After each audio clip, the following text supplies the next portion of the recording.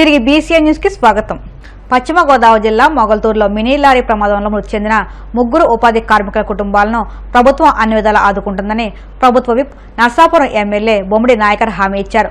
ఎన్జీఆర్ఎస్ కింద మంజూరైన ఇన్సూరెన్స్ మొత్తం 6 లక్షల రూపాయలను ప్రమాదంలో చనిపోయిన 3 కుటుంబాలకు 2 లక్షల రూపాయల చొప్పున పరిహారాన్ని ఎమ్మెల్యే నాయకర్ అందించారు. ఈ సందర్భంగా ఆయన మాట్లాడుతూ ఉపాధి హామీ ఇన్సూరెన్స్ కింద మరో 8 లక్షల రూపాయలు మంజూరు కావాల్సి ఉందన్నారు. ఇందులో మృతురాలి పావని కుటుంబానికి 4 లక్షలు, మిగిలిన 2 కుటుంబాలకు చెరో 2 లక్షల రూపాయల చొప్పున ఇన్సూరెన్స్ వస్తుందన్నారు. త్వరలో ఈ మొత్తాన్ని కూడా బాధిత కుటుంబాలకు అందిస్తామన్నారు. ఇవి కాకుండా వెహికల్ ఇన్సూరెన్స్ తో పాటు ప్రభుత్వం నుంచి మరికొంత మొత్తాన్ని మంజూరు చేయించి మృతుల కుటుంబాలను ఆదుకుంటామని బొమ్మిడి నాయకర్ హామీ ఇచ్చారు. మరి ఉపాధి హామీకి పనుల కోసం వెళ్తున్న వారి మీదకి వచ్చి మరి ఆ రోజు తిరగబడడం చూస్తాం. మరి అక్కడికి 2 మహిళలు చనిపోయారు. అదేవిధంగా మరి ఈ రోజున మరి నిన్నటి నుంచి కూడా తీవ్ర దెబ్బలతో ఉండి మరి ఈ రోజున గుంటూరు హాస్పిటల్, జీజీహెచ్ హాస్పిటల్లో కూడా మరి గుబ్బల మాణిక్యాల ఆయన కూడా వాళ్ళ మృతి చెందడం చూసాం.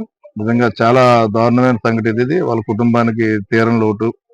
మరి నిన్న జరిగిన వెంటనే కూడా మొత్తం టీం అందరూ కూడా అటు ఎండిఓ గారు కానీ, పోలీస్ వ్యవస్థ కానీ, ఆర్డీఓ కానీ మేమందరూ కూడా అక్కడే ఉండి వారికి అన్ని రకాలుగా కూడా మేము సహాయ చర్యలు చేయడం జరిగింది. అదేవిధంగా ప్రభుత్వం నుంచి కూడా మేము వెంటనే కూడా ప్రభుత్వం దృష్టిలో పెట్టడం జరిగింది. ఏదైతే ఉపాధి హామీ పనుల మీద వెళ్ళిన వారికి ఏదైనా యాక్సిడెంట్ లో చనిపోతే కనుక 50,000 రూపాయలు వస్తుంది. దాన్ని సరి చేసుకుంటూ ఈ రోజున ఒక్కో వ్యక్తికి కూడా 2 లక్షల రూపాయలు వచ్చే విధంగా కూడా మరి అదేవిధంగా మరి ప్రభుత్వం నుంచి మేము ఇవాళ మరి ప్రభుత్వ అధికారి కూడా ఇక్కడ రావడం, డైరెక్టర్ గారు ఆయన కూడా వచ్చి ఆయన చేతుల మీదుగా కూడా మరి 2 లక్షల రూపాయల చెక్ ని మరి ఏదైతే గంగా గారి కానీ అదేవిధంగా మాణిక్యాల గారికి ఇక్కడ ఇవ్వడం జరిగింది. అదేవిధంగా పావని గారికి కూడా మరి ఆవిడ కూడా మరి మృతి చెందడం, మరి ఆవిడ కూడా 2 లక్షల రూపాయలు చెక్ ఇవ్వడం జరిగింది. మరో 2 లక్షల రూపాయలు అదనంగా ఏదైతే మరి మాణిక్యాలరావు గారికి కానీ, గంగా భవన్ గారికి వాళ్ళిద్దరికి కూడా మరి తలా 2 లక్షల రూపాయలు కూడా ఇన్సూరెన్స్ ద్వారా కూడా వచ్చే అవకాశం ఉంది. మరి ప్రభుత్వం నుంచి వస్తుంది ఇన్సూరెన్స్ కూడా. మరి పావని గారికి కూడా 4 లక్షల రూపాయలు, 2 లక్షలు ఏమో ఒక రకమైన పథకం, రెండోది కూడా 4 లక్షల రూపాయలు కూడా మరి పావని గారికి కూడా వచ్చే విధంగా ప్రభుత్వ ఇన్సూరెన్స్ ద్వారా వస్తాయి. అదేవిధంగా వీళ్ళకి ఏదైతే వెహికల్ ఉందో, వెహికల్ యాక్సిడెంట్ చేశారు కదా అతను కూడా ఇన్సూరెన్స్ క్లెయిమ్ ఉంది కాబట్టి వారు కూడా రాబోయే ఏదో 1 ఇయర్ తర్వాత కూడా 10 లక్షల రూపాయలు ఒక్కొక్క ఒక్కొక్కరు కూడా 10 లక్షల రూపాయలు వచ్చే విధంగా అవకాశం ఉంది. అలాగే వెహికల్ నుంచి కూడా నేను పోలీస్ డిపార్ట్మెంట్ కూడా మాట్లాడాను. వాళ్ళ దగ్గర నుంచి కూడా కొంత అమౌంట్ ఏమైనా ఇప్పించి వాళ్ళ కుటుంబాలను ఆదుకోవాలని చెప్పి నేను చెప్పడం జరిగింది. వారి నుంచి కూడా కొంత అమౌంట్ సేకరించేసి మరి వీళ్ళందరికీ కూడా మృతి చెందిన వాళ్ళందరూ కూడా ఇప్పించే విధంగా కూడా మేము సహకరిస్తాం చేసే సందర్భం. ఎందుకంటే వీళ్ళందరూ కూడా బాగా పేద కుటుంబాలు. వారందరూ కూడా మరి ఏ రోజుకి ఆ రోజు కూలి పనికి వెళ్ళి చేసుకోకపోతే కనుక వాళ్ళ కుటుంబం గడవనేది చాలా నిజంగా కూడా వాళ్ళందరూ కూడా చాలా ఇబ్బంది పడుతున్నారు. అదేవిధంగా మరి పావని గారికి కూడా 2 అమ్మాయిలు ఉన్నారు. 2 కూడా చదువుకున్నారు. ఏదో కష్టపడి కూలి పని చేసుకుని పిల్లల్ని కూడా చదివించుకునే పరిస్థితి. మరి వాళ్ళ పరిస్థితి చూస్తే కనుక చాలా దయనీయకరంగా ఉంది.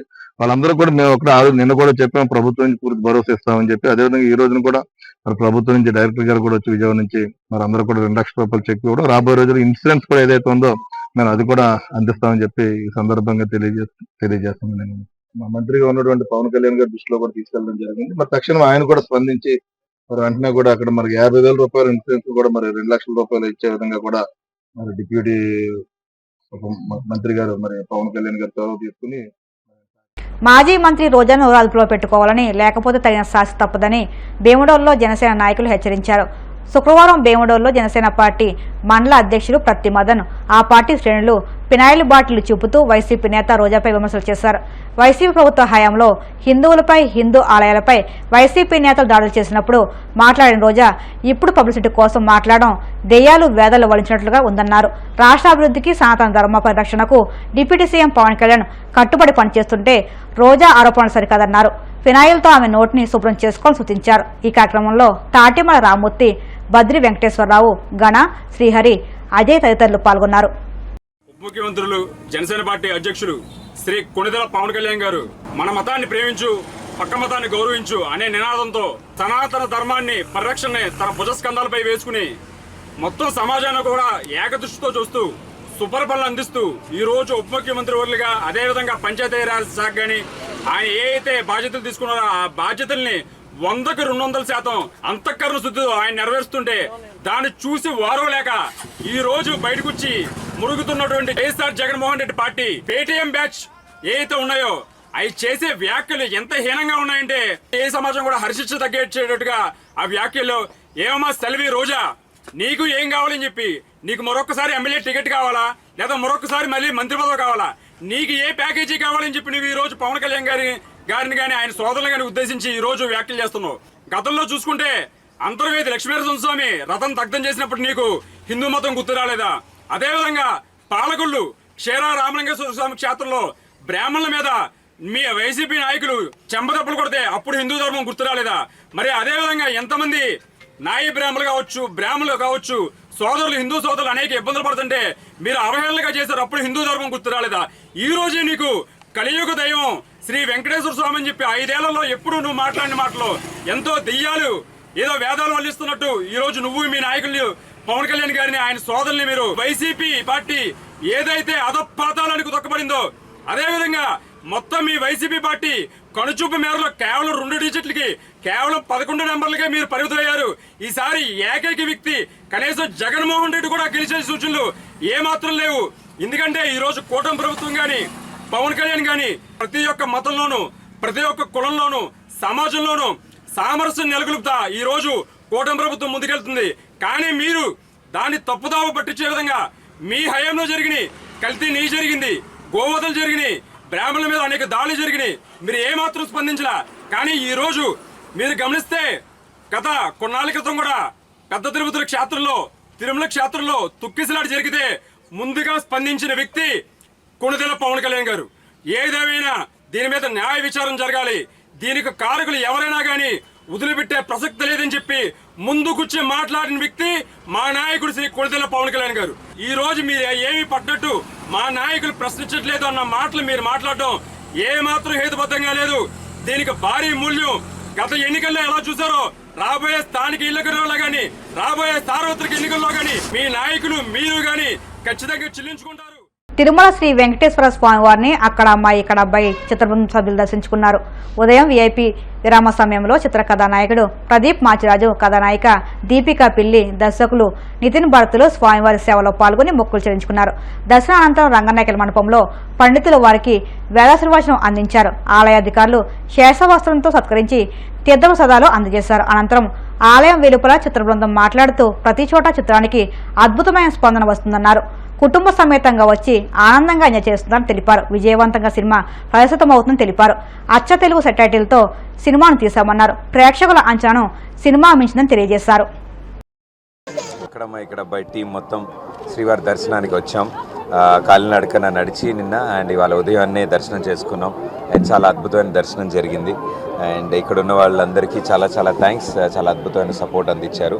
సో ఈరోజు విజయవంతంగా ఈరోజుతో మొదటి వారం పూర్తి చేసుకున్నాం, 2వ వారానికి అడుగు పెడుతున్నాం. సో ఈ శుభ సందర్భంలో స్వామివారి ఆశీస్సులు తీసుకోవడానికి వచ్చాం మేమంతా. మా ఇద్దరు డైరెక్టర్లు నితిన్ భరత్ అండ్ మా చిత్రం హీరోయిన్ దీపిక గారు కూడా వచ్చారు. సో ఎంతో మంచి దర్శనం జరిగింది అండ్ ప్రేక్షకులందరూ ఇంత బాగా ఆదరిస్తున్నారు. సో ప్రతి ఒక్కరికి పేరు పేరున ధన్యవాదాలు. Thank you. అందరికీ నమస్కారం. అక్కడమ్మ ఇక్కడ అబ్బాయి movie directors. So movie first week సక్సెస్ఫుల్గా కంప్లీట్ అయినందుకు స్వామివారి దర్శనానికి కోసం అని వచ్చాము. స్వామివారి దర్శనానికి వచ్చాము. సో నిన్నంతా కాలినడక నడిచి వాళ్ళు పొద్దున్నే దర్శనం చేసుకోవడం జరిగింది. దర్శనం చాలా బ్రహ్మాండంగా జరిగింది. హైదరాబాద్ ఇక్రిసాట్లో చిరుతపులి కలకలం సృష్టించింది. 2-3 రోజులుగా ఇక్రిసాట్ పరిశోధన క్షేత్రాల్లో ఓ చిరుతపులి తిరుగుతుంది. ఈ విషయానికి ఇక్రిసాట్ సిబ్బంది అటవీశాఖ అధికారులకు సమాచారం అందించారు. ఆ ప్రదేశాన్ని పరిశీలించిన అధికారులు చిరుత ఆనవాళ్లను గుర్తించారు. దీంతో బుధవారం ఇక్రిసాట్లో సీసీ కెమెరాలు బోన్ను ఏర్పాటు చేసి చిరుత పట్టుబడంతో శాస్త్రవేత్తలు సిబ్బంది కూలీలు ఊపిరి పీల్చుకున్నారు. చిరుతపులిని హైదరాబాద్ జూ పార్కు తరలించనున్నారు. వార్తలు ముగించే ముందు ముఖ్యాంశాలు మరొక్కసారి. ప్రేమ అనే ముసుగులో యువత బలైపోతున్నారని, ఆవేశంలో చేసిన తప్పులకు జైలు పాలు అవుతున్నారని చెప్పిన హోంమంత్రి వంగల్పూడి అనిత. పట్టణ ప్రాంతాల్లో కూడా వర్మీ కంపోస్ట్ యూనిట్ ఏర్పాటుకు చర్యలు తీసుకున్నట్టు తెలిపిన జిల్లా కలెక్టర్ చదలవాడ నాగరాణి. రాష్ట్రంలో విద్యుత్ రంగానికి చీకటి రోజులు వచ్చాయన్న YCP MLC Arun Kumar. Chandrababu true up ఛార్జీలు రద్దు చేస్తామని చెప్పి వంచారని ఆగ్రహం.